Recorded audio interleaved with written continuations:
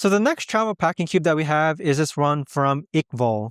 So this one from IKVAOL, it functions pretty similar to the packing cube that I mentioned before, as far as you have a portable vacuum, which you're going to kind of suck out all the air from these packing cubes. And by sucking up all the air, it reduces the size and now you have more room in your bag. So it comes in a 2-pack. You also have like a detachable carabiner here. It does have same thing. So with any vacuum sealed compression packing cubes, the zippers are usually a bit harder to kind of close and open, and you do want to make sure that it's completely sealed so that no air escapes.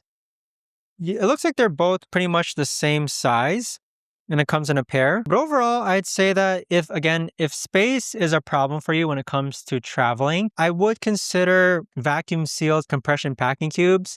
But as I've mentioned before, while I'm out traveling, I'm not really one to go ahead and keep on using my portable vacuum to go ahead and suck out all the air every time I just have to go ahead and open these up. So I imagine that you would use this when you're finally done with your trip or you're transferring from like one location to another. But with these IKVAOL compression packing cubes, I do wish that there was a way to see inside the packing cube just so you know what was inside of it instead of having to remember it. But overall, I'd say it feels great quality. I do appreciate this aspect of different ways to go ahead and hang it. But yeah, same thing. Zippers are a bit difficult to go ahead and close up.